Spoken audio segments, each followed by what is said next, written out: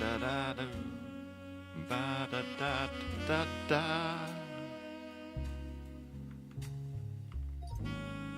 Ba da da da. Da da da da da da. Hello there, you Roottreemaniacs. Maniacs. Oh, they're all tangled. That's okay. How are we going? We have discovered who the Roottrees are, and now we're going to find out who the Roottreemaniacs are. So this is the second part. Look at that. We've done all that. That was us. I never did get the young pictures of Bonnie and Guy, but it makes you start a new game for some reason. I don't know why it makes you start a new game rather than just unlocking it in the current game. Hello, Mr. Sheep. How are you? But we've got to figure out what's going on here. Hey, Pat. Good to see you. Alright, so it's going to give us a few clues. I guess we'll read the instructions here. Back to this, aren't we? Indeed. Indeed. I thought we were done, and then it pulled me back in. So we're going to see if this is good. I'm not sure if I'll finish this. We're going to see if it's good. And see how we go. There's an investigation with a new focus. After many months of newfound interest in the Roottrees, it is recommended that you try to catch up with some of what happened since last time. Some web searches may yield new or different results, and some books and magazines from your previous investigation may be relevant to your new one. It is also a much more widespread search. The list of first and last names you can choose from will contain red herrings. Oh. I was surprised they didn't do that in the original, but maybe they got some feedback. And as a result, now we've got red herrings. We can't just throw in November Roottree. Oh, that's where she goes. Below is a reminder of some of the most important beats. I guess this is just a reminder for all of us. Founded by Elias and Gwyneth, the entire family has financial reliance on the health of the company. Most of the action took place around Butler County, Pennsylvania, where the company was initially located. Elias, Carl, and Raina were on the cover of magazines. So that was... He was on the founding... Yeah, these two were like Businessman of the Year, and Raina was just like teen sensation. Other notable Roottrees such as Lauren, Miracle, and Jim had physical media such as record albums, books, and movies associated with them. Lauren's two diaries were probably the most useful resources overall, indeed, mentioning many of her relatives directly. The 5 pieces Elias's children could be identified based on their initials, the original candy flavor, yes, including EC, who was gone, Edward Clancy. There are 5 presidents, many were featured in periodicals. Carolyn Morden, Stephanie Jones, and Brian Jones were featured in campaign posters and led to Carolyn's art book, which enabled you to fill out more of the tree. Yes, that was important. That was probably like the last clue we actually used. Missed so much, we'll simply watch to help you understand. Well, the good thing is we're sort of almost starting again, Pat, so this recap will help. But essentially what we're doing is we're doing investigations and trying to figure out their family tree. Many of the younger Roottrees were found by following a complex rabbit hole through a conspiracy site that led to finding a searchable web address for Chris Rafferty, Lauren's grandson, indeed. November Roottree was really difficult to place. Her occupation could only be found via Brian Jones's website. Yeah, we found out she was a dancer, I think.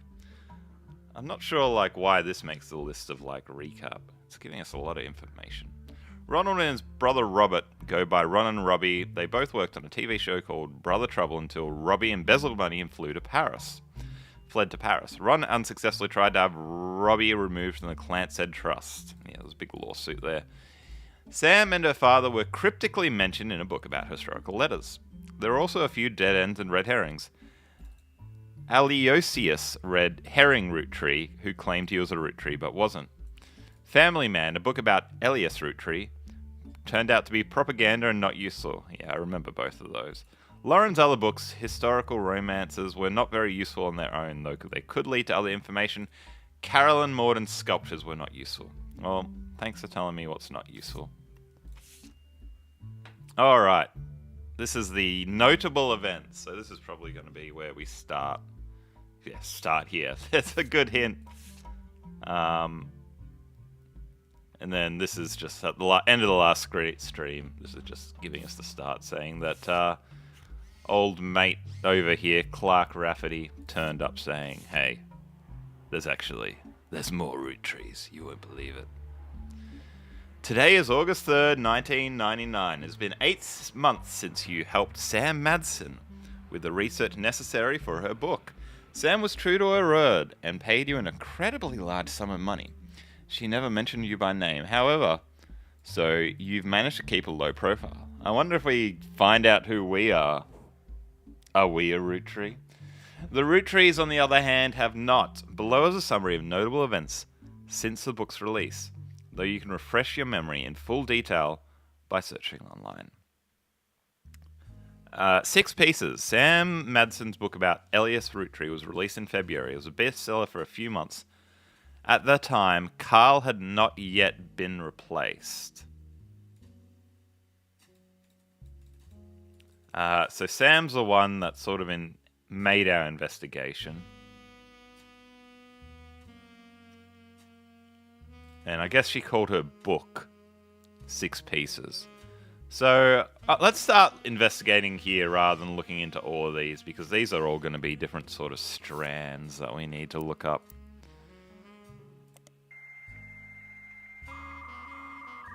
Does anyone else remember the 90s?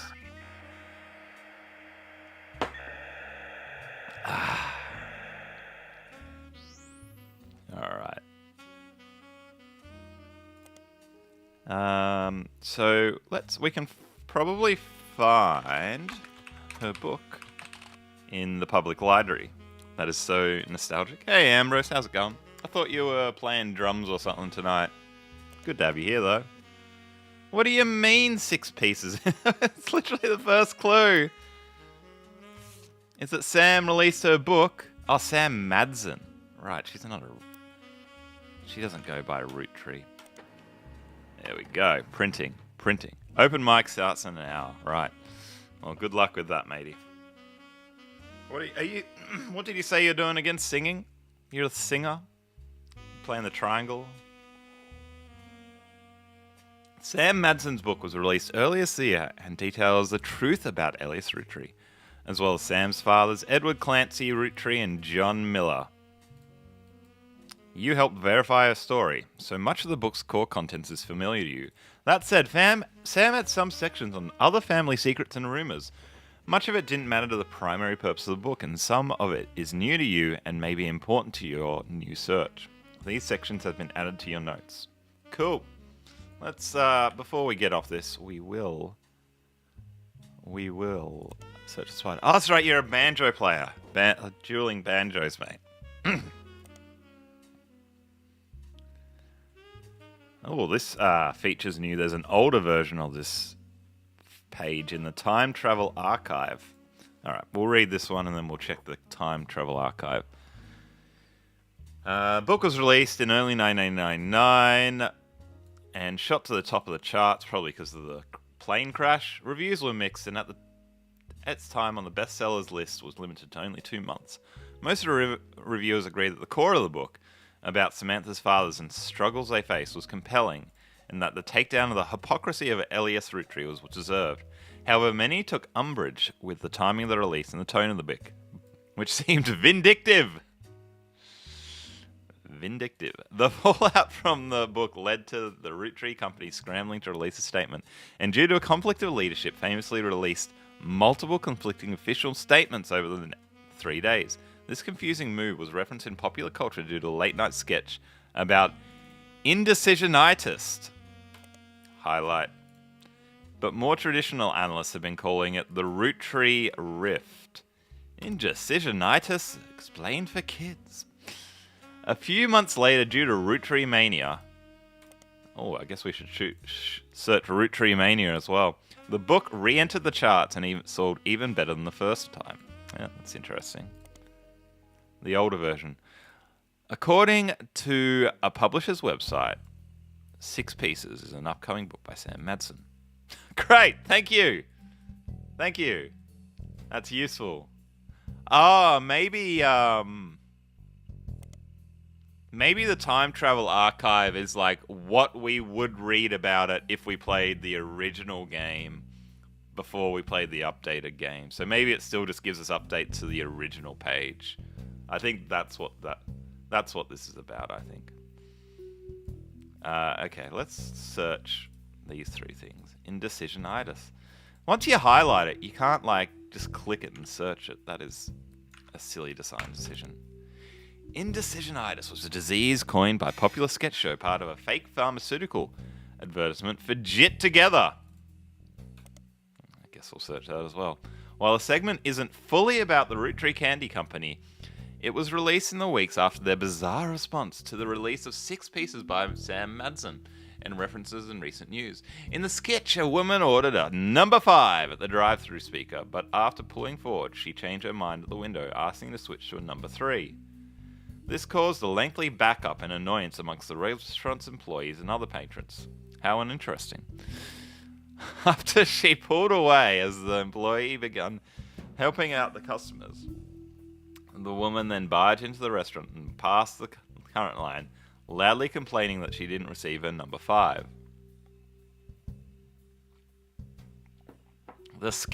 After this, the sketch transitioned from the restaurant scene into a pharmaceutical commercial. A doctor claims that the woman was suffering from indecisionitis, a disease that causes extreme confusion and irritability, and has recently been found to severely hinder the leaders of large corporations, but could also spread to humans. Yes, that's a reference to Mark Zuckerberg, who is a lizard person. Hilarious sketch, yeah. Like, Jesus. I could write something better than this. The doctor then recommends Jit Together, a fake pharmaceutical drug. Multiple testimonies use variations of the catchphrase, "When I can't make my tough decisions, I've got to get my Jit together." Okay, that's kind of funny.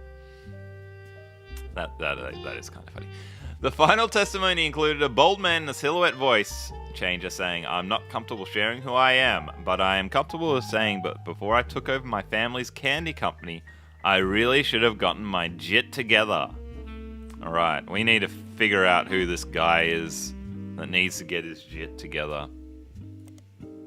Oh, I thought we had Jit together in this page, but we don't. Alright, we gotta come back to both of those, but Jit together first.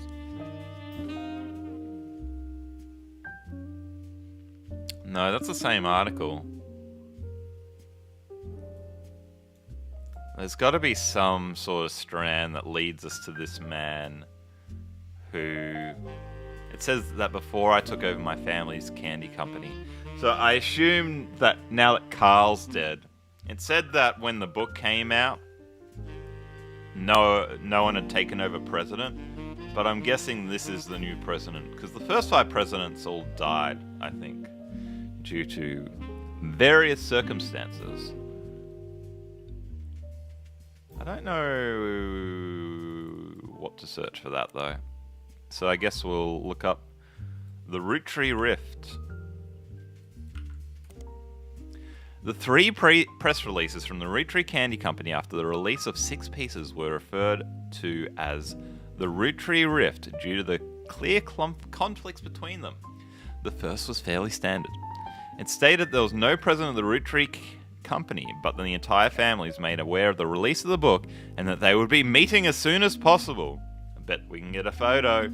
Only then could they verify the legitimacy of the claims, if raised, and decide the next steps. The second release was emailed to business newspapers 3 hours later. Alright, we should search business periodical for this. And announced that after a vote, Ron Roottree would be taking over temporarily as interim president. Right, he might be the bold guy.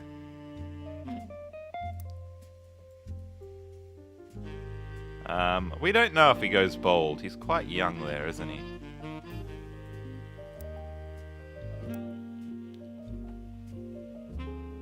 It also went on to state that Ron is aware of the book and had verified claims within and would look into compensating Mrs. Madsen and her family immediately. Oh, Sam's gonna finally get paid.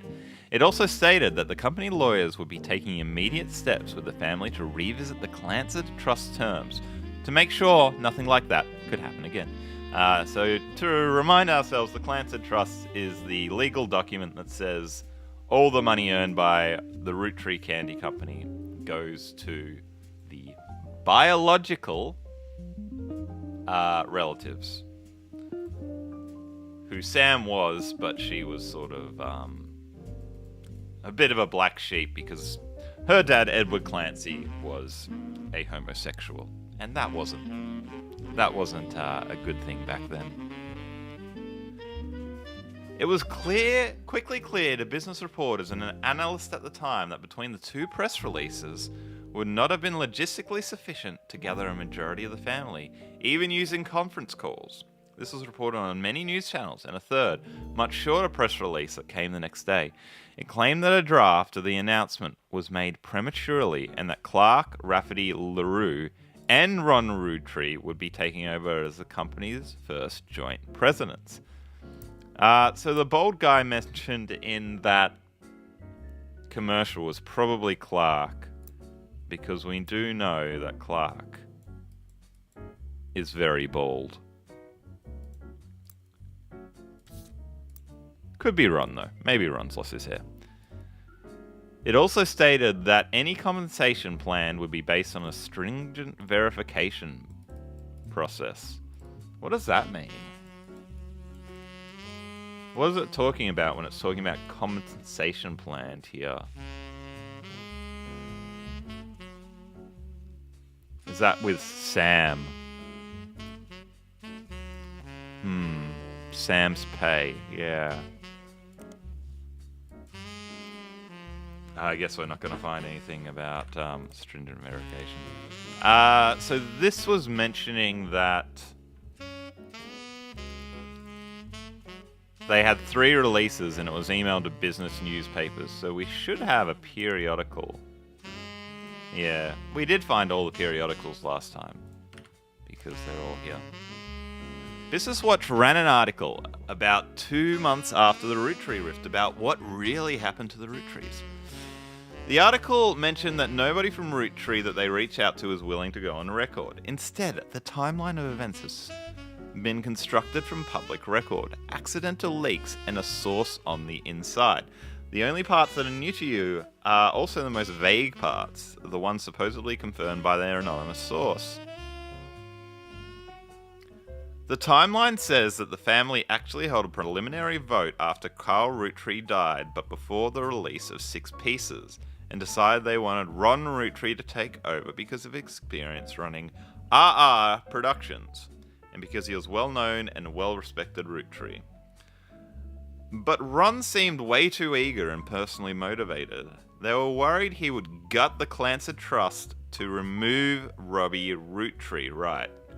Because he didn't like his brother, Robbie. The family was notoriously unwilling to do anything that could risk their wealth. They stalled and Ron became frustrated with the delay. So they made him interim, and then they made him co with Mr. Rafferty. When 6 pieces came out, he saw his chance to force action when the family was in the limelight and released the press release himself in an attempt to get the ball rolling faster. This caused chaos within the family. They tried to save face by allowing Ron to take over as co-president with Clark, but according to Business Watch's source, Ron was impossible to deal with. He seemed like he was unwilling to protect the Clancid Trust, and they eventually let him go. After that, the role passed solely to Clark, who nobody was excited about, but seemed like the safest choice. Old safe Clark. We're learning a lot, but we haven't found anything to do with the board yet. Alright, what was the other thing we wanted to search? Jit together. No, we did search that, didn't we? Clark hired us this time, indeed. So the current president hiatus. So maybe the reason he hired us is because of this stringent verification process. Like, they want to sort out all the other relatives they haven't found yet before they pay out Sam.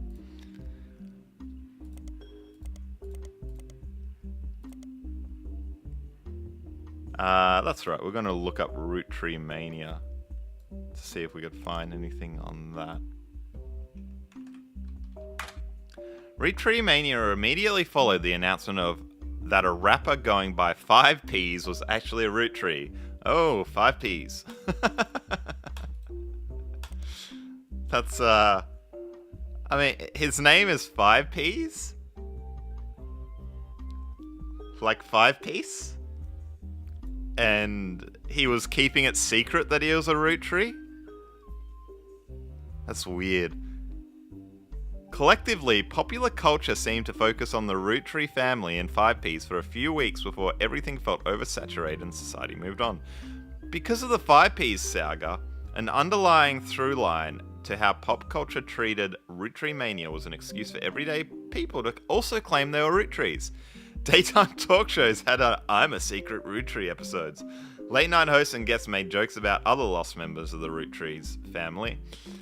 And there was a widely shared website where you could fill in your own name to find out if you were a secret Roottree. When you submitted your name, it simply said no with an image of Clark Rafferty LaRue giving you the finger. That's funny.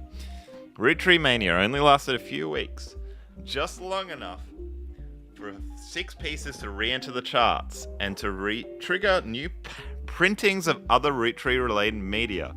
This is important. This include Lauren's diaries, right? We know about those. VHS releases of Gwyn's old movies, as well as other countless unauthorized biographies, which mostly seem to attempt to capitalize the Roottree sisters Carl and Brenda. So we've probably got to search these 3 again. Now that... Actually, I'm going to highlight all of this. Because it's mentioning that these things became hot topics again since Roottreemania, there's probably more information on them. The re-releases were too late to successfully capitalize on or extend the craze. As a result, most of them were failures, and countless novelty shorts that had variations of shirts that had variations of I'm a Secret Roottree became immediately unfashionable. Although sometimes people still wear them ironically, not unironically. Alright, can we find this shirt? Then we gotta search for 5Ps. No, nothing. Alright, I'm gonna search for 5Ps in some of the periodicals. Probably in Modern Music Monthly. Really? No 5Ps?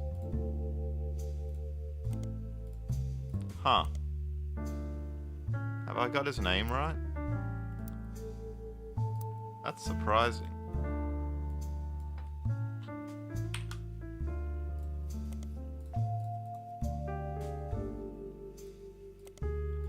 How unlikely. Felix Fellowes is a rapper. Felix Fellowes. Alright, so we've got our first name that's going to go on this somewhere. Oh, this person is also on the original tree. That's interesting. Right, so these aren't... Like, the original tree was a full tree, but these are a lot of partial trees. So we got to sort of find out who might have had infidelity and who it was with, and then the outcomes of that as well. Okay, that's sort of making a little bit more sense about what we're trying to achieve. Found some recent radio play after being publicly confirmed as a long-lost Roottree and titled as part of their fortune. His alias 5Ps is a play on 5 pieces. An article you find on a website is known for their particularly harsh reviews of modern music, gives his most recent album, Root of All Evil, 1 star out of 7 for whatever reason, with the helpline more poser than my action figure collection. Uh, so it doesn't tell us what this website is, but I doubt we're going to find it in Modern Music Monthly because we can't even find 5Ps. I guess if we search that, we'll probably find it. The review mentions his real name is David. Right, so he's not... So, David, whose name is Felix, whose name is 5Ps.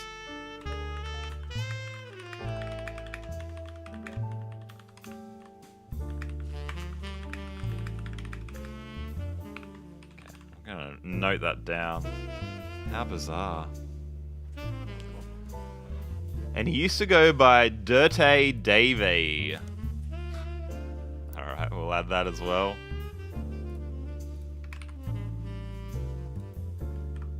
I wonder if we can find Dirty Davey in the periodical.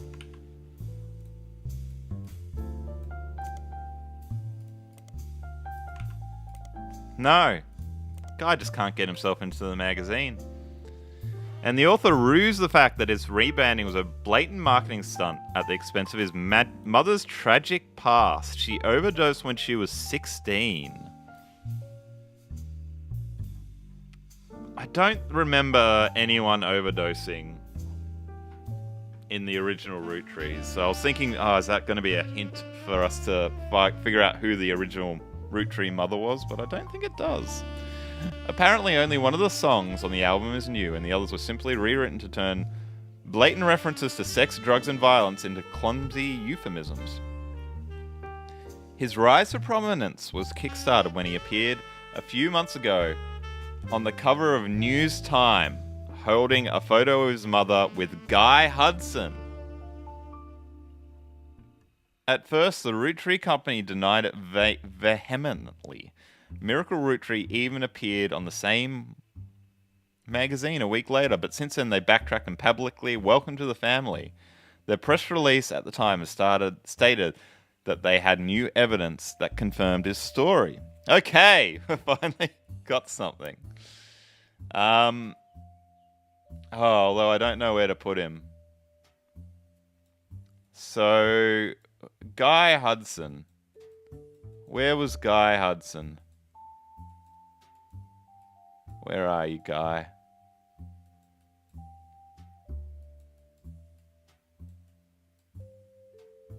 There he is. So this is the infidel. The third president. Yeah, we never got those pictures of them as a child. Never found those. Hey, Tom. Good to see you. How's it going? We're just getting started here, mate. So Guy Hudson. But we have no clue where this is going to be on the new tree. He's going to be in 1, 2, 3, or 4. Whoever this is a massive... all the previous presidents were dead. I think Guy's dead, isn't he? It says it's holding a photo of his mother with Guy Hudson. It doesn't mean that... it doesn't mean that he's not dead. Do we have news time in the library? No, I think that is a new periodical that we'll have. Dang. Infidelity, infidelity, infidelity, infidelity, infidelity. What a slut. Alright, I'm going to guess it was Guy here. Although, you know, we don't actually know that. But someone got it on. So let's see if we can add this new periodical, News Time.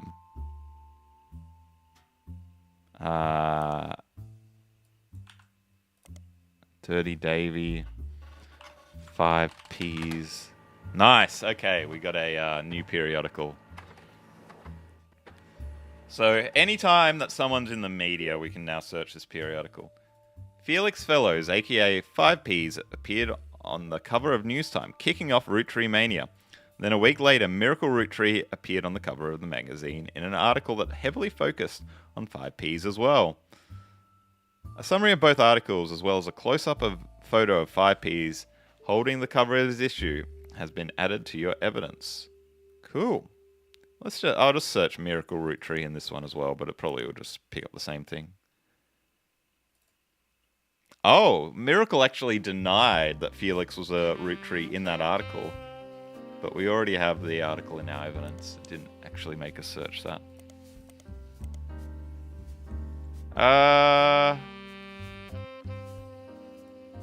Alright, let's go down this path a bit more before we go deep into that evidence.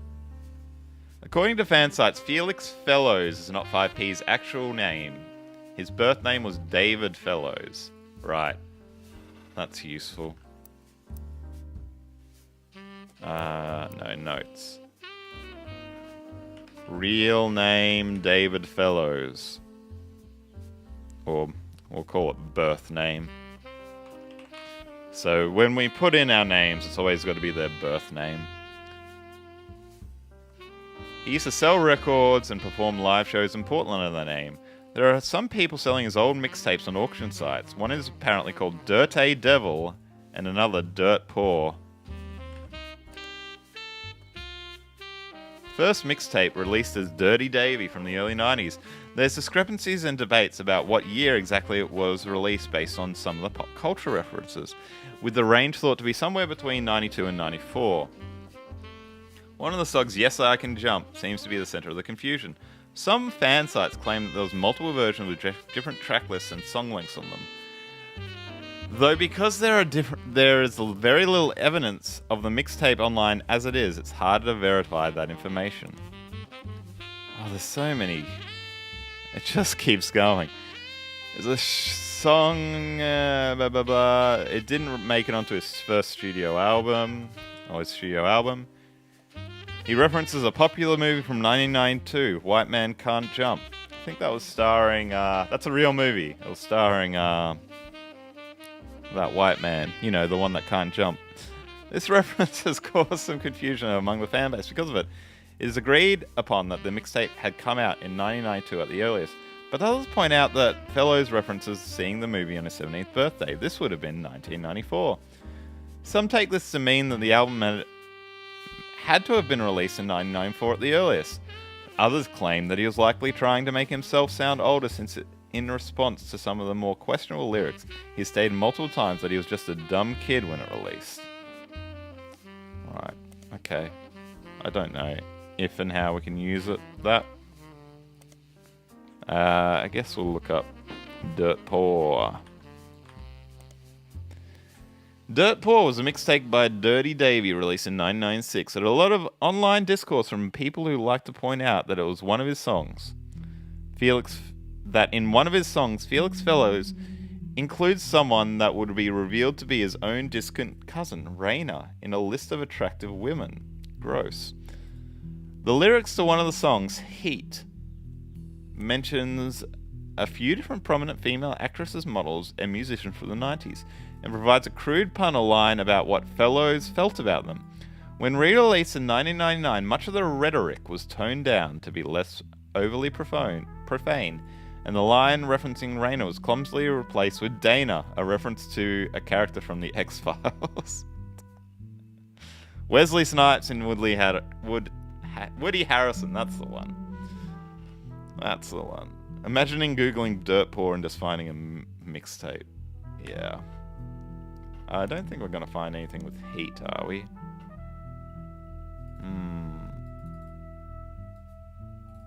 I don't know what we can do with any of this anymore.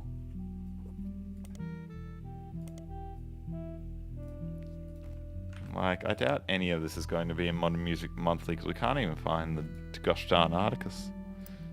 Search X-Files. The truth is out there, matey. Nothing relevant about X-Zone. Try Heat song. Yeah. Alright. That's fine. Let's, I don't think I had anything else I wanted to search. Is there? Dirty Davy? I don't know if I've searched every single one of his aliases.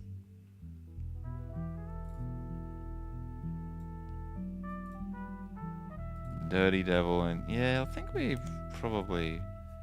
Oh, he used to sell records and perform live shows in Portland under his name. So let's search Dirty Davy in Butler County Times. Dang. Okay. I thought that might be a hint.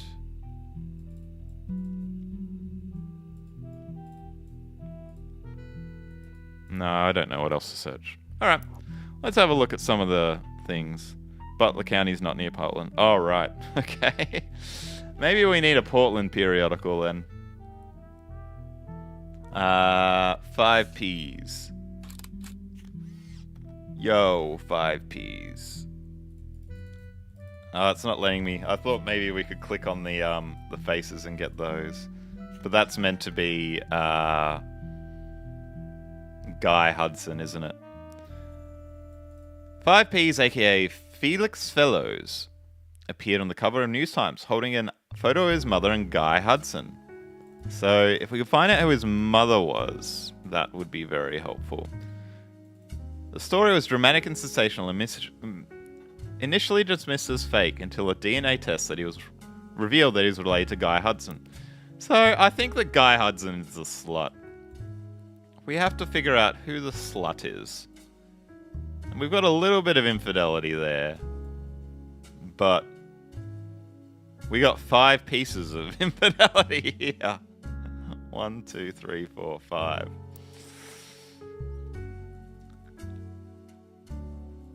His mother, Joanna. Oh, that's useful. That is useful. Yes. Let's have a look for the word Joanna. Oh, dang. It makes us figure out the first name and the last name separately. Oh, that's a big step up. We couldn't... It's not letting us do our little trick where we just go, just search the name. And it's just filled with red herrings as well. Gosh darn it.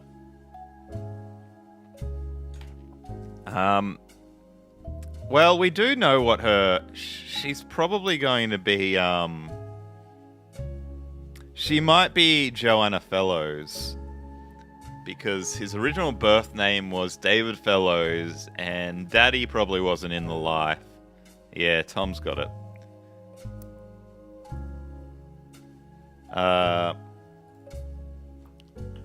Mother Joanna Fellowes. I think that's likely.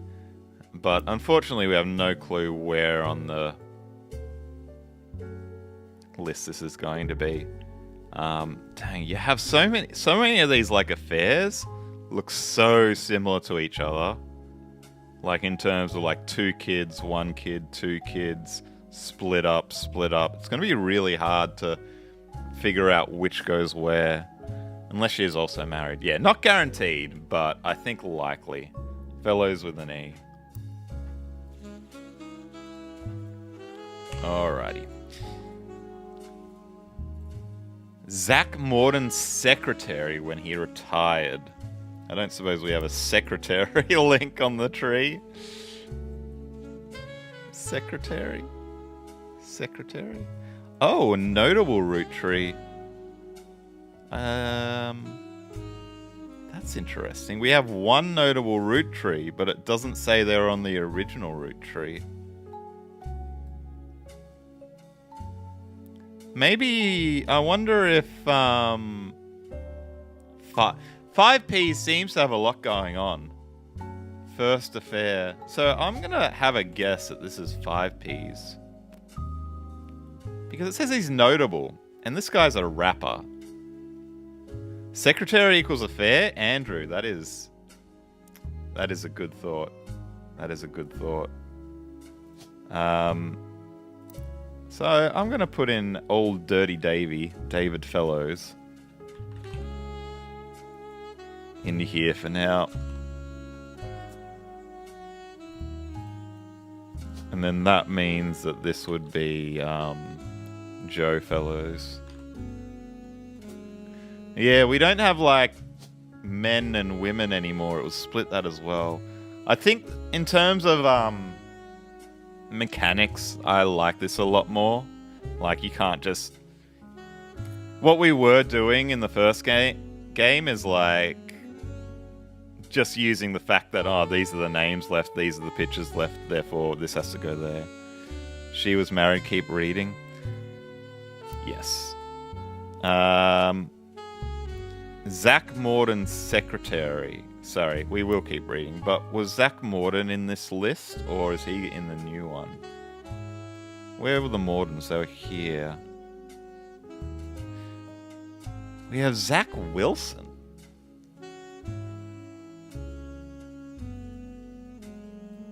Ah, second president Zach Morden. Oh, I was saying that we can't use the fact that we have information on the board. But why is this saying there's another picture of him? Does that mean that he's going to be here? I think perhaps. Maybe Zach Morden is the slut. Zach Morden indeed was a president.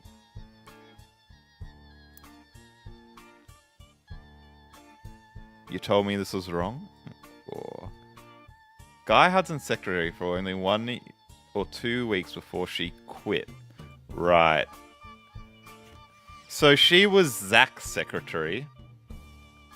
And then Guy's secretary, but she quit soon after.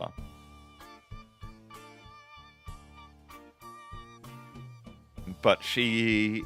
only for 1 or 2 weeks, and then she had the affair with him. And then she quit.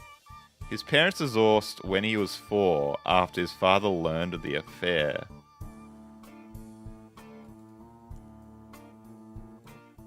Felix, so... Yeah, that's... The fact that he did have a father at that time, which is probably here, I'm gonna say, means that this is probably the Fellowes and not Joanna.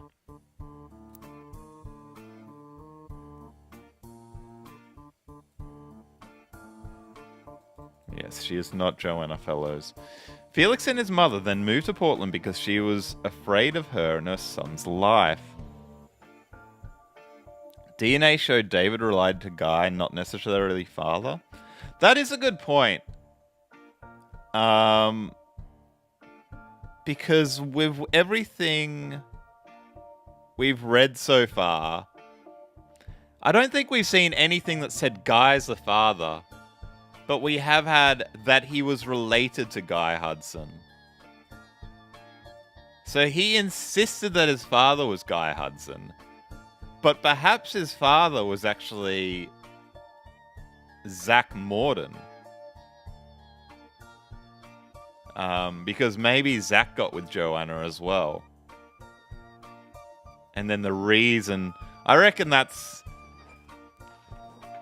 There's nothing to tell us that that's the case, but that's the sort of thing that I think we're meant to infer.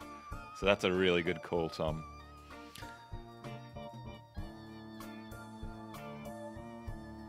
He grew up with her, Felix and his mother, moved to Portland because she was afraid of her and her son's life.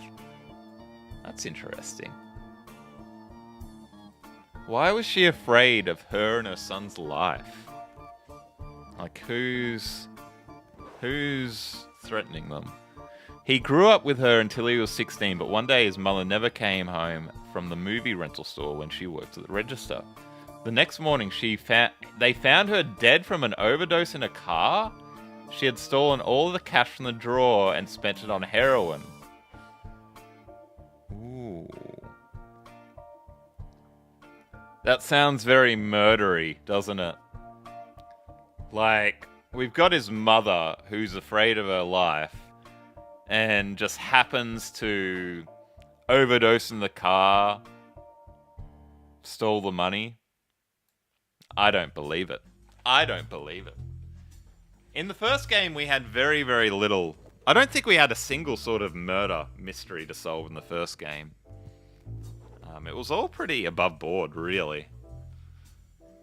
As Felix went through her belongings, the only thing that he had to remember her by was a hairbrush she always used, some photos, and a stuffed animal from her childhood. But then he found it. A box hid in the back of the closet. Inside were love letters and photos related to Guy Hudson, as well as a letter from his father containing threats. Oh. So they're actually scared. It sounds like they're scared of... when he says his father,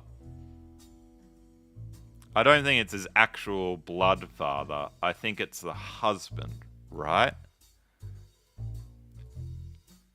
And it sounds like she did have an affair with Guy Hudson, but she also might have had an affair with Zach Morden. Oh, this is so complicated. He threw it all away with the exception of one photo he appears with on the cover of News Time. He says that it was the only one where they were dressed. Oh, Jesus. The only one not from the affair itself. The picture is shown in full inside the magazine, and then that was added to your evidence.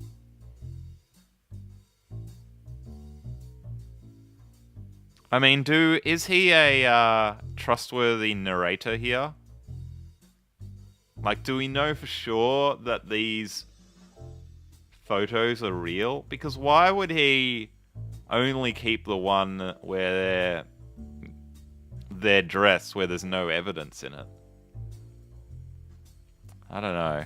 It's a little bit suspicious. But I am going to take this at face value for now.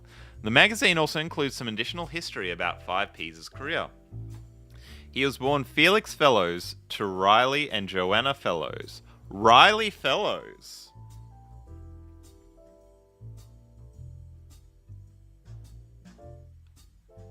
Riley is an interesting name because Riley is obviously the man, but there was a Riley Roottree as well, wasn't there? Ah, Riley with a H.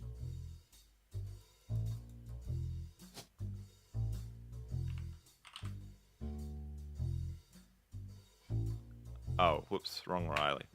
There. Riley Fellowes. But we don't know what Joanna's original name was. Hey, little dude, how's it going? Because what 16-year-old wants to keep photos of their undressed mother? That's a pretty good point. He was born Felix Fellowes. That's the name we have in, don't we? Felix Fellowes. Wait. No, I've got why? There's so many names. He was born Felix Fellowes, not David Fellowes. Why has he changed his name to David from Felix? Joanna's last job was video store. Good point. Retail, I guess. Or cashier? Born David?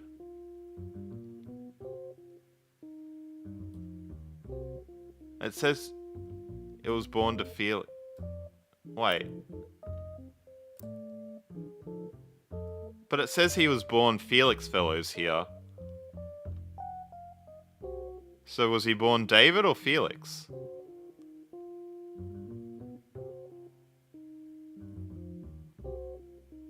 I'm confused. Because I thought for sure it confirmed his name was born David as well. That's very... oh.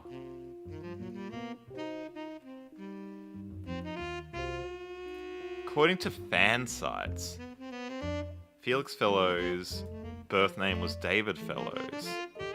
Can we trust New Time? I don't know if we can trust the fan sites either. That is so weird indeed. I think, yeah, maybe we need to figure out why would he... If we look at the chronology of his name.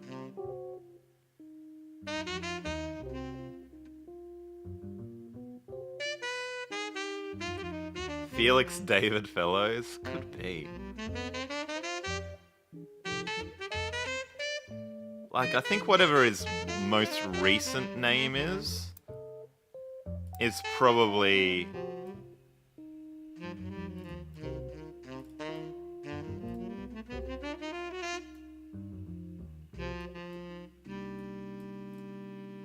It sort of sounds like Davy was later than Felix. That's so strange. What a weird red herring.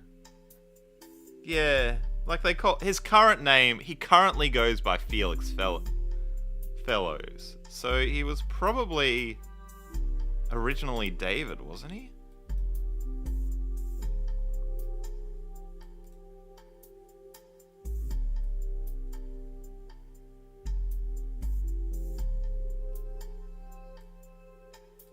Never rapped without the moniker.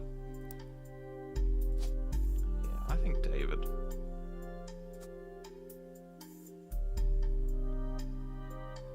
Might make sense for fans to mistake his earlier, less-known name for a birth name.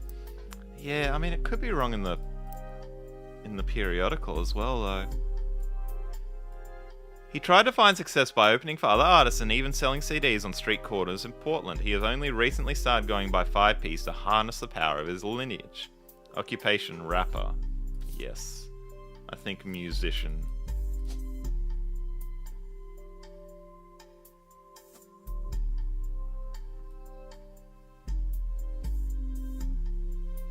Yeah, I think the candy cane style means that not actually the child, right? Oh, maybe this is actually maybe we're already getting into the top secret where we find out, like, the final... I wonder if the final bit of this is to find out that he is actually the son of Zach rather than Guy. We can get Joanna pick? What type of game is this? We basically need to search the interwebs to find pictures and stories of all these people and figure out their family tree and their spouses' names and their occupations and such, and piece the puzzles together. I was thinking what would be a really fun game is, like, imagine a game like this where you have to actually do all the... it takes away all the sort of hints it gives you here, and you've got to piece everything together, and maybe you're, like, investigating a crime syndicate, and you know how crimes have a similar structure to corporations? So you'd have, like, instead of family tree, you have, like, the kingpin at the top, and then you have, you know, under him is the guy that runs drugs, the guy that runs the money, the accountant that runs the money laundering, the guy that runs,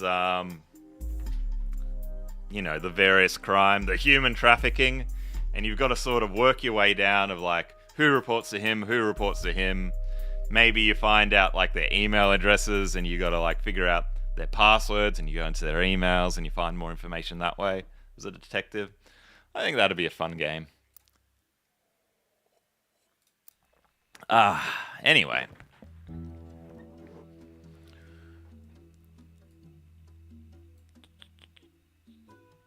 Oh no, I wasn't reading that. I just want to look at this again. His real name is David, and he used to go by Dirty Davy.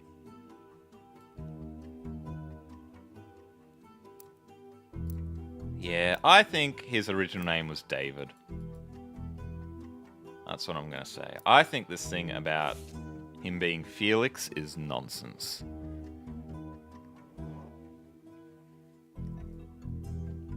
He has only recently started going by 5Ps to harness the power of his lineage. The writer did some research into the truth of these claims and was able to confirm that Joanna did work for the Roottree company as a secretary sometime during the early mid-70s. So when we're putting the jobs in, we always put the final job they had in. So I think retail's going to be right, because it said that Joanna died when she was working at the Blockbuster or whatever it was. It also confirms that she died of a drug overdose and that Felix went into foster care soon after. They were unable to track down his father.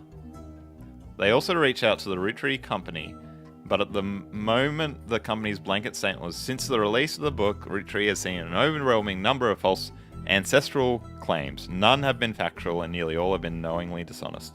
We encourage individuals to reach out to us in an official capacity as opposed to attempting to use our name in the media for publicity. Alright. So then, this is old mate Miracle, Roottree, who we can see up here. There he is. So we finally get an old picture of Miracle, or a picture of Miracle being old. Still alive, it seems. But it's interesting that it's giving us a picture of him. Who is in Miracle's glasses? Oh, dang. Oh, it's not giving us the picture. It's not giving us the picture. That's strange, though. Why do we see someone in his glasses? Good call. So the fact... Okay. Just something I've figured. It's giving us a picture of Miracle Roottree that we cannot put against Miracle Roottree here. So that implies to me that Zach Marsden, who we can put a picture of, is not down here. Because if he was down here, then the picture of him that we find would not be against the record. How is this rainbow tie still pristine? Might not be the same tie. Miracle Roottree appeared in the cover of News Time shortly after 5Ps did. Sorry, just to clarify, Miracle Roottree is definitely having an affair. Look at him. He's a dodgy one. What we did learn from the first game is that he was a bit of a charlatan. He had sort of the mega churches that would rip people off. We missed one picture in the initial game, as one of them was a kid in the background. We missed two pictures. So we missed Edward Clancy, who we just didn't click on because he was in the background of that photo. I don't know how you're supposed to work out that's Edward Clancy anyway, just the fact that he's in the background. And then we also missed these Hudsons somehow. That's Felix in the glasses. I'll see you later. Ambrose, enjoy your open mic, mate. Could be... Oh, is he looking at the magazine cover? Right, he's looking at the magazine cover. Good point. He is looking at the magazine cover. He vehemently denied that 5Ps was a Roottree. This article was before the DNA test. Miracle doesn't focus much on the details of 5P's accusations regarding his mother and Guy Hudson. Instead, he comes across as exhausted at the events that have been going on behind the scenes, as well as the character of those he feels are attacking the family. He starts with 6 pieces content. He says that although most of the book was based in fact, it left out anything that wouldn't fit the agenda. He points out that Sam's daughter still earns a generous salary for overseeing the farm division of Roottree, and that Sam did the same before her.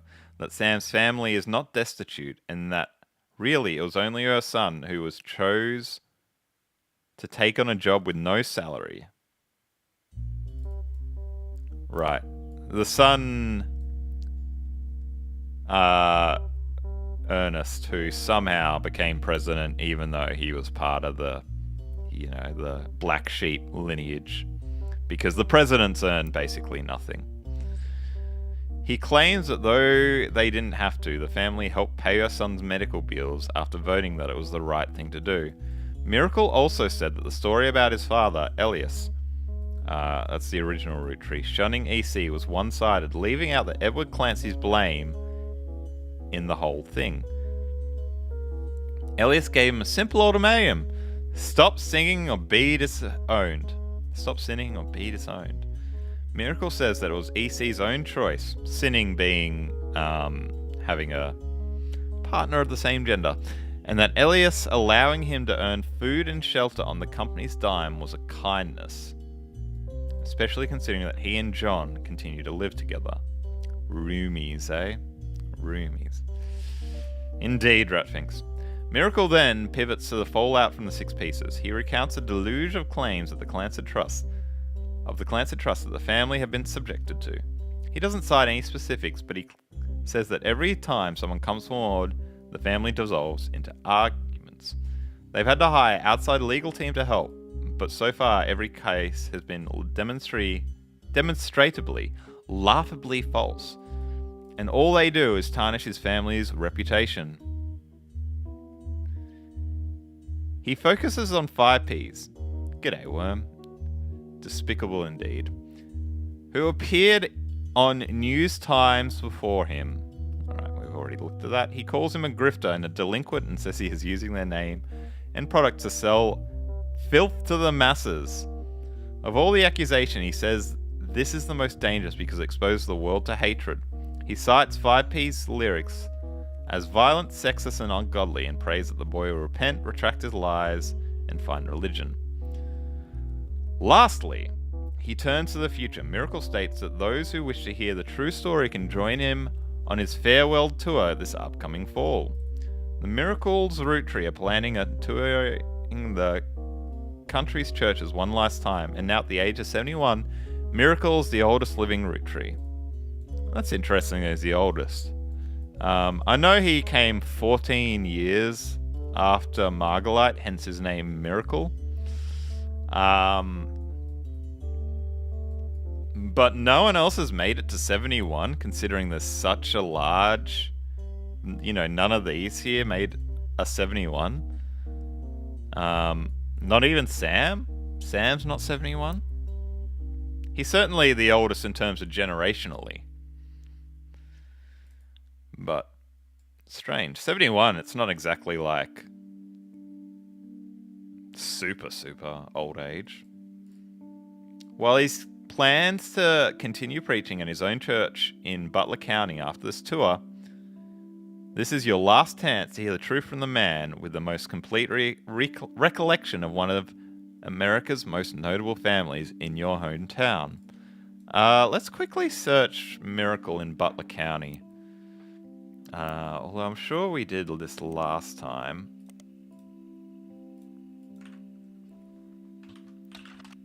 This is sort of indicating to me. 71 is not ancient. Indeed. Okay, so that's useful. It just tells us that there's nothing new since the original game. Okay. The article mentions that Miracle's son, Miracle Jr., did not wish to comment and has a statement from Clark Rafferty LaRue through the Roottree's law firm. Miracle does not speak for the entire family. We're working carefully to open a plan to definitively disprove any claims on infidelity in our family's past. Yep, going to disprove all that infidelity and that infidelity and that infidelity and that infidelity and that infidelity and that infidelity and that infidelity. Gonna disprove it all. The article also does not refute Miracle's claim that he's the oldest living Roottree, despite Sam Madsen being born years before him. Like I was saying, it is unclear if Miracle made the claim out of ignorance or spite. I don't know what else we do with this.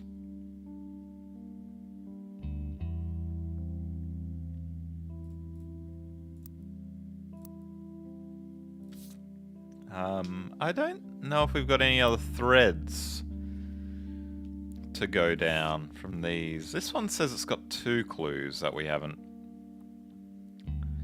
gotten deep into.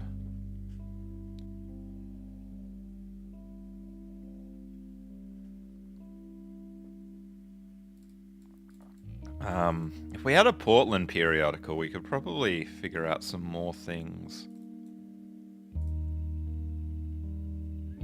Much has changed over the many months at the Roottree Candy Company. One of the things is the website. Although during your last search you only got a good look at the history page, the design itself has clearly become much more sleek and very corporate. Gone is the history focused on earliest Roottree. Instead, the site seems to be focused on the present status of the candy offerings, with high quality JPEGs of each of their products. There are also some small ads for Root, that's the clothing company from the girls. Have we found the picture of Dress Mum yet? No, but I am guessing that this photo does exist somewhere. But I don't know where to go for that. We should probably look up Root again as well. There is a small section at the bottom that lists the president as Clark. A short bio mentions that he was responsible for some of the marketing before taking the reins after the unfortunate plane crash. He was a marketer, wasn't he? Advertising, yeah.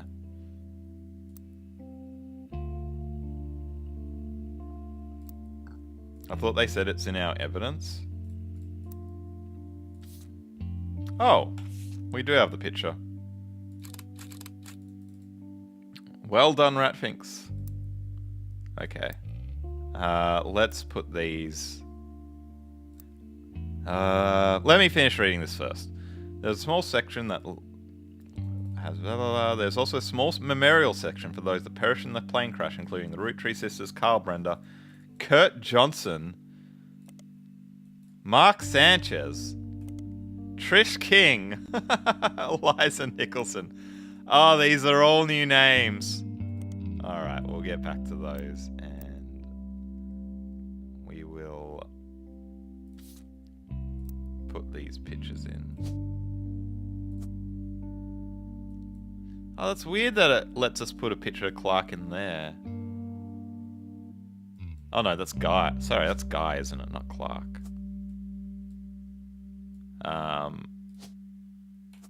So we think that Mr. Number One Affairer is Guy Hudson. Look at him. You can tell he's a player.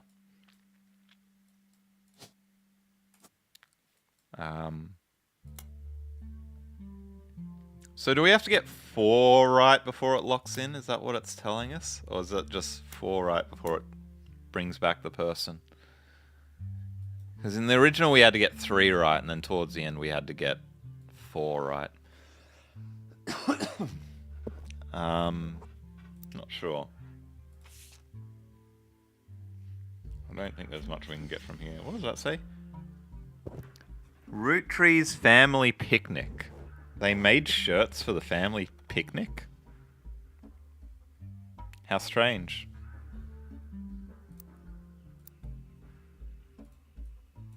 I doubt we're gonna find anything in here about the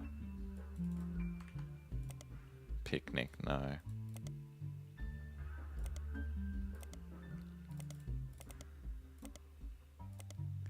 Okay, let's look up all these people. Kurt Johnson and Mark Sanchez were the pilot and co-pilot. Right, okay, that's probably not going to lead to anything. Who was sleeping with the pilot? During its crash last December. Maybe the crash occurred because someone was in the cockpit with the pilot. Although the NTPSB... What is NTSB? National Transportation and Safety Board. In the United States, they're responsible for investigating plane crashes. Other countries have their own investigative organization. Right. I've heard they've been defunded. Oh, look at Solver Tom talking about recent affairs. Foul play has been ruled out. Trish King was on the cabin crew of the Rootree's private jet.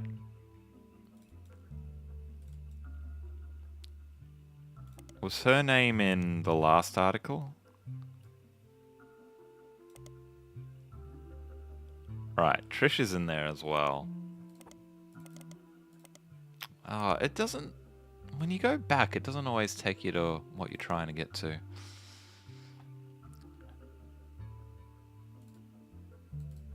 Elizabeth Nicholson, who went by Eliza, lived in a house with her family about 200 yards from the section of the woods where the plane crashed. She reportedly had a heart attack during the commotion, and her family were unable to reach emergency services due to overwhelmed phone lines and the ongoing storm. Her son-in-law managed to flag down an officer responding to the plane crash, but it was too late. I can't imagine there's anything that these people are going to lead us to. Trisha King. Trish King. Like, I don't know how.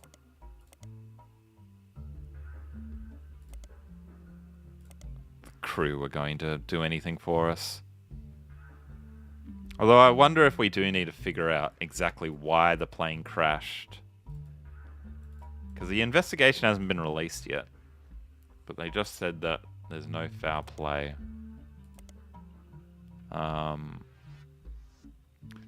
Eliza Nicholson.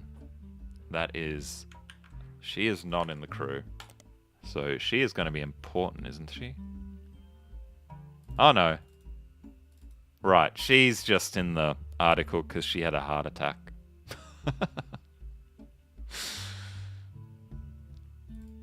Right, there was a storm. Okay.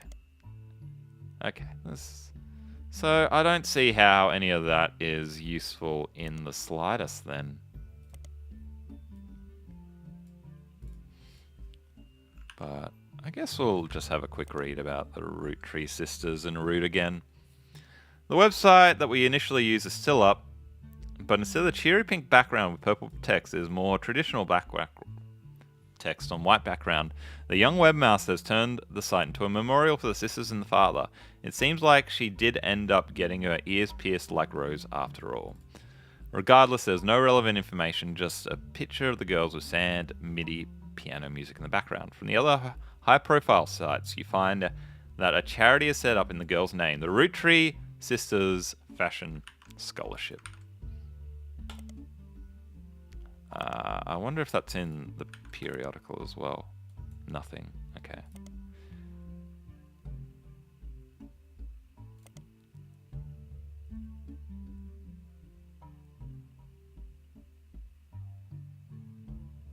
Right. So, for some reason,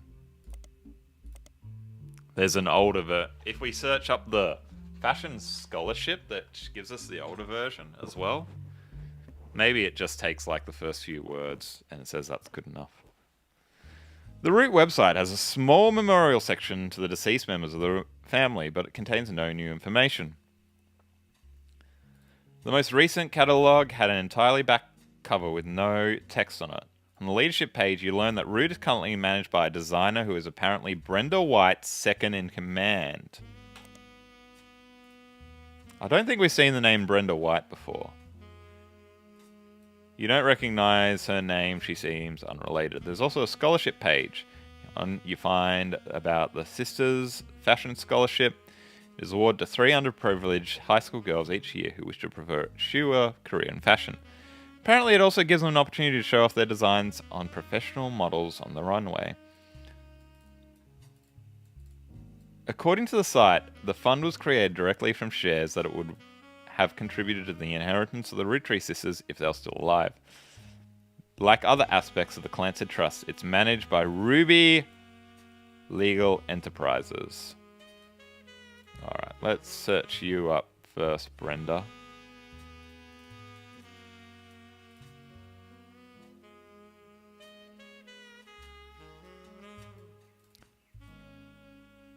You stumble upon an auction for a black and blue dress that's a Brenda White original. The auction describes it as a vintage dress from before Brenda became Brenda Roottree and started designing clothes for Root. The white and gold dress itself doesn't seem relevant to the search. You know the dress, don't you, chat? Black and blue, white and gold. You know the dress. Yeah, you know the dress. Brenda Roottree was Carl's wife. Many websites and news articles eulogize Carl Roottree along with his daughters and wife Brenda. As far as you can tell, Carl and Brenda Roottree never had marital issues. It's not white and gold, it's black and yeah. They never had marital issues. You do come across an article about a Kirsten Valdez, who claims to have been Carl's high school sweetheart before Brenda. Ooh. She does not make any claim about having a child with him. Just appears to be... She just appeared to talk about his early life. Most of it's boring. She says that they met when he was sent to a private school near her hometown and broke up when he graduated and moved back to Butler County. Alright. So, it's sounding like this isn't saucy, but...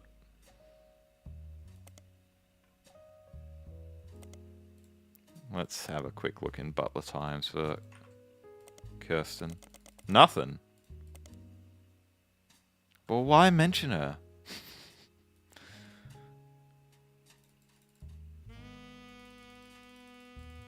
Why mention her? Alright, I want to look up Carl Roottree in the Times very quickly.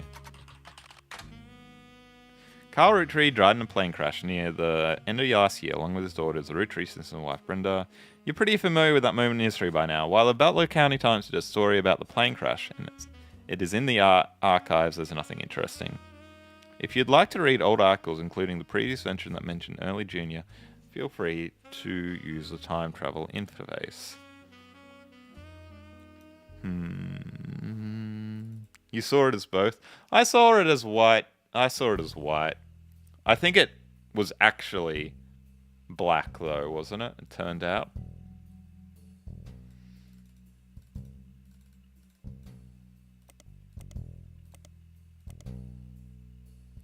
Okay.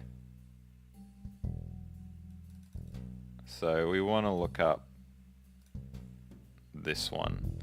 The name of the law firm that has been hired by Roottree Candy Company. The company is named after its head lawyer, Ruby Spratt.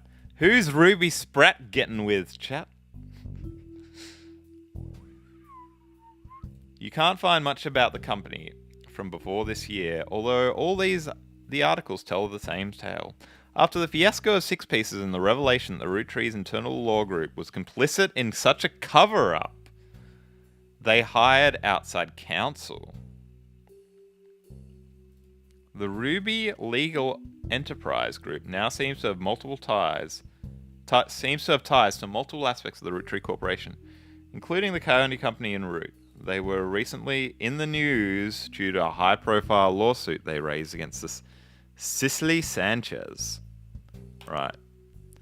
So let's look up these guys in Butler County Times and Business Watch.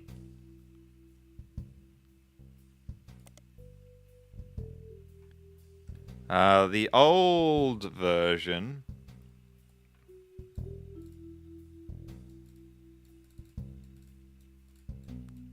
it doesn't tell us anything interesting. Clark Rafferty Rue, as well as Ruby Spratt and her company Ruby Legal Enterprises were featured in Business Watch after the company took over as the keepers of the Clancy Trust. There's an article about the process that interviews both Clark and Ruby.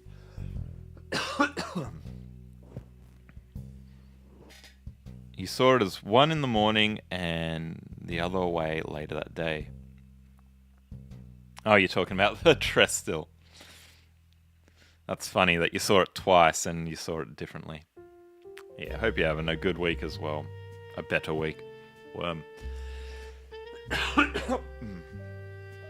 It seems that Ruby actually approached the Roottree sometime in late March. After the Roottree rift, but well before Roottreemania. An accomplished but relatively low-profile lawyer, she offered to work for very little money, as long as she could be a public face to build her reputation.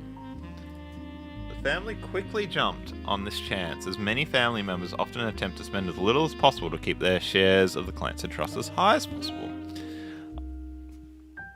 After looking over the Clancy Trust more carefully than anyone had in years, Ruby came to the conclusion that Clancy Edwards Roottree's implementation was not legally sound, and that there would be constant legal challenges without some modifications.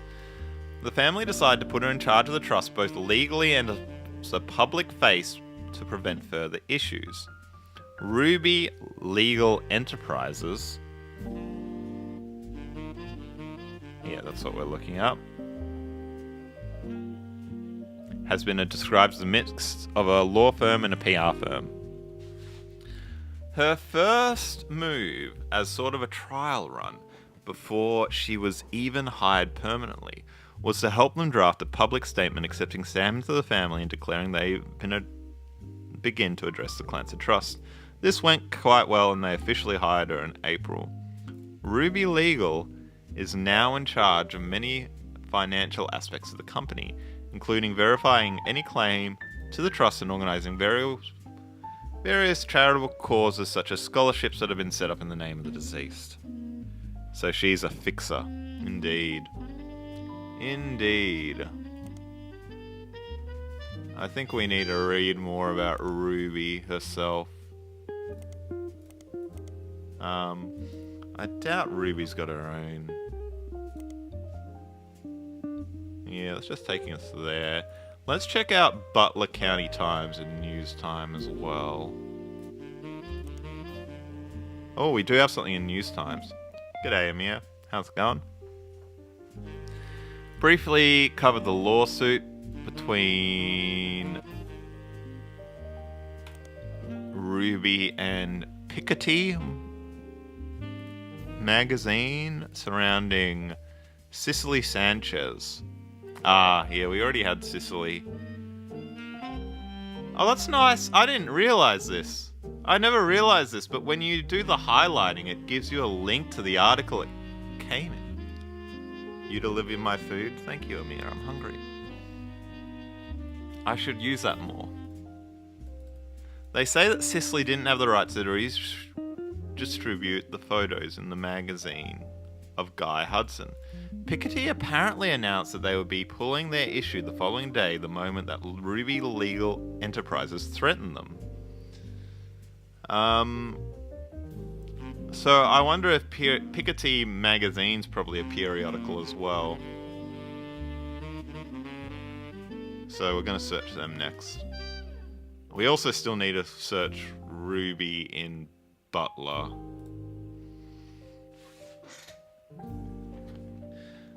This caused the issue to sell faster than any other in the magazine's history, though only for a day. Even though that would never have normally purchased. Even people who never normally purchased it went out of their way to buy one, just in case there'll be worth something someday. It especially caught the eye of conspiracy theorists, who assumed that anything worth suing over would have been hiding something. An expert legal analyst from News Times states that it was unlikely that Ruby could have had the story pulled if it had gone to court, and that Piketty likely got more eyes on it than if the Rootrees had ignored the story. That's called the Streisand effect, where, you know, there's a little bit of controversy behind someone and then they try to muffle the person with the controversy, and as a result it goes to court and then it becomes way bigger as a result. Okay, so the two things I want to do. Okay. Is check her out and check. We need to search for Cicely Sanchez still, but I want to search the Piketty magazine.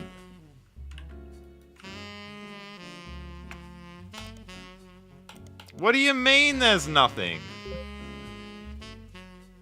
It's giving us the periodical though. Maybe I need to search up supermarket tabloid. Right, Cicely. An issue that focused on a talking toy fish and the demonic messages it supposedly said as the batteries run low. Piketty had an article about a cancelled book by Cicely Sanchez. The book's subject was Guy Hudson, and the issue was said to contain pictures that Cicely did not have the rights to publish. Because of the pictures, this issue was pulled from store shelves, making it the subject of some conspiracies in an instant collector's item. Due to this recall, the version has found in the archives is incomplete. So we don't know what the book is called by Cicely Sanchez, do we?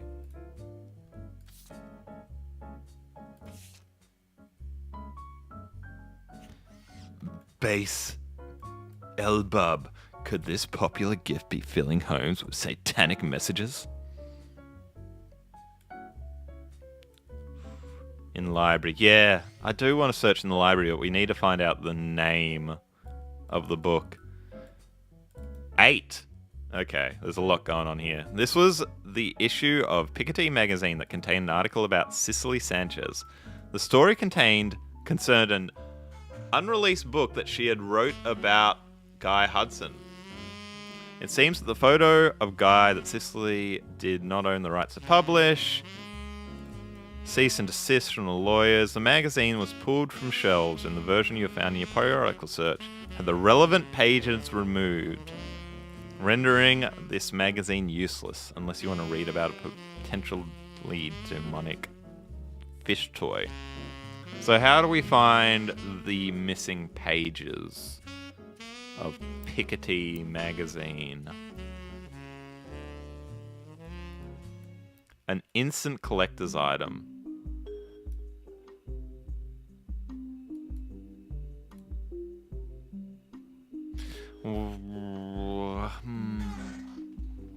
I wonder if we search Piketty on Spider Search, if we find something.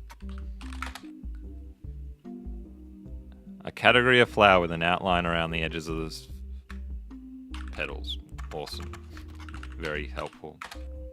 It's a publication that, as far as you can tell, has no consistent theme. It's tabloid-esque articles.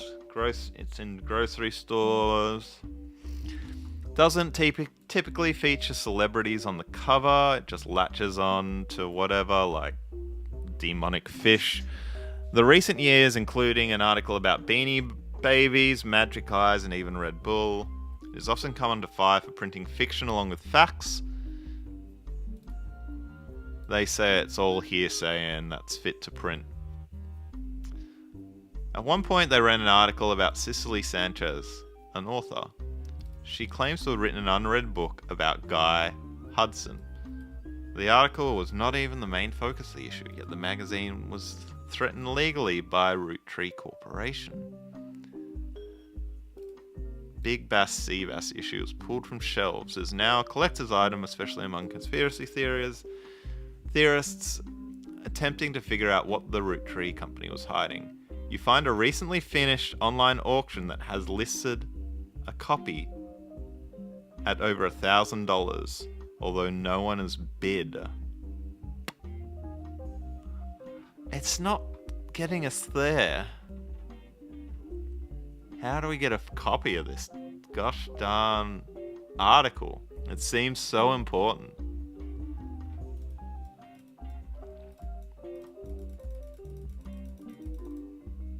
I don't know how to search for this.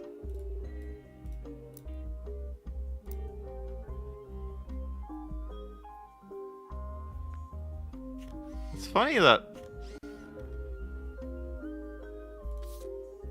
like, that doesn't have Big C, Big Bass, Big Sass Sea Bass anywhere on it.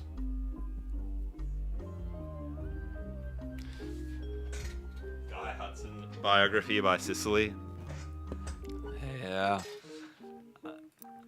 The Story of Guy Hudson by Cicely.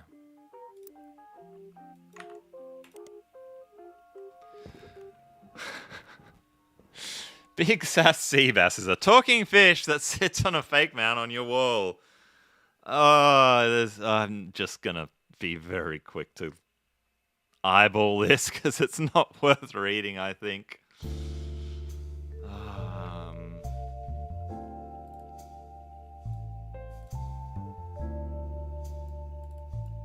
There's nothing here. It just keeps referencing this magazine that we can't get into. That we cannot find. How do we find you, Piketty?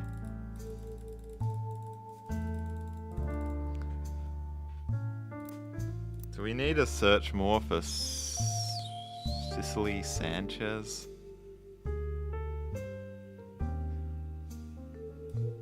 What if we search for Big Sass Sea Bass in the periodical itself? Is that just going to give us the same one? Yeah. Have I clicked on the fish's face? Yes. Good try. Did you ever see the singing trout? Yeah. I mean, that's obviously what this is a play on. Unfortunately, the sea bass has not had an affair with anyone. How do we get to you?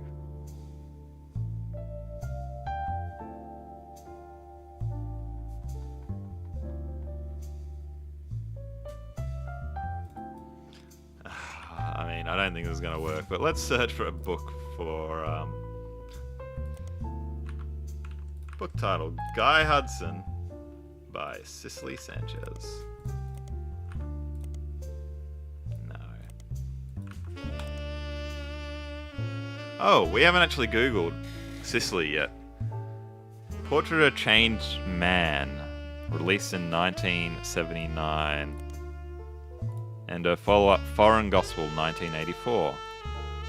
Well, we do have a couple of books from her that we can look up. Did not perform as well critically, but still sold respectably. She has written a few more books since then, including a biography of Van Gogh, but her first two are claim to fame. Known for a non-fiction with a focus on exploring darkness in the human psyche. Recently, she appeared in a magazine about the book she had been commissioned to write for Guy Hudson. Oh, that's interesting that she had been commissioned to write it. I don't think we knew that. The magazine and Cicely herself were immediately issued a cease and desist due to the pictures. The issue was pulled from store shelves, immediately making it an instant collector's item. Wow, it's a collector's item. We haven't learned that 12 times. But let us look up these books and maybe there's something. Something. Probably not. Maybe it's like, coming soon, the book called blah blah blah. What if everything you stand for, everything you know to be true, could disappear in an instant? All of your politics, relationships, gone in a blink of an eye. Would you still be you? Cicely Sanchez tells this powerful true story about a man who woke up after being saved from drowning in the backyard pool and became an entirely different person, including interviews those know best before, as well as one-on-one chat with paints an entirely different picture. You won't be able to put it down without wondering, what if it were me? We need access to Dark Spider's web, indeed. Indeed. Foreign Gospel. I bet this is going to mention her future book. Foreign Gospel tells a tale of a man from the Catholic Church who claims he was told by God that he should travel to Thailand and began to preach, specifically with a goal to convert tens of thousands of people. He returned to the United States after 2 years, claiming he succeeded. The book tells his version of the story, but the author Cicely Sanchez also traveled to Thailand to investigate his claims and talk with some of the so-called converted. Is this about Miracle? Is that about Miracle?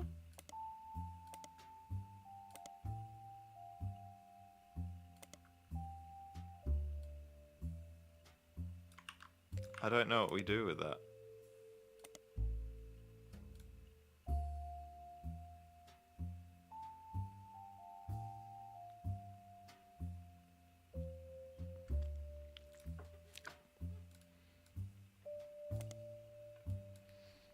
Dang, we need to figure out a way to get either access to that article or figure out the name of the book to try and find something about that.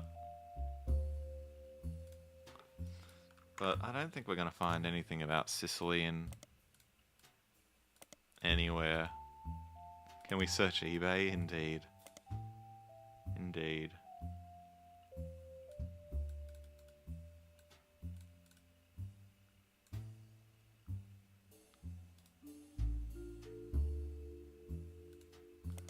There's not going to be anything in these. Do we have to search Ruby more then?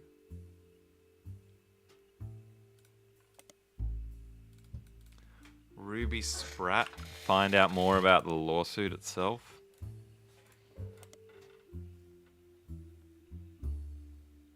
Yeah, we've read this one, haven't we?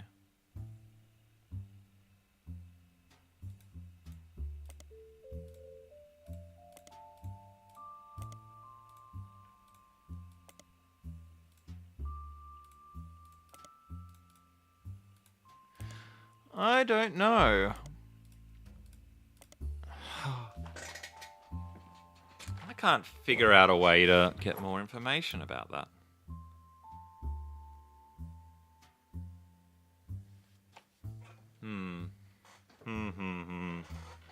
Alright. We're going to have to sit on that one. I got to get back to work. I'm a bit behind on my day job, unfortunately, chat. But we will continue this next week. Same bat time. Same bat channel. And we will find out the mystery of the demonic sea bass. Thanks again, champions. Good to see you all. And I'll see you again soon. Bye for now.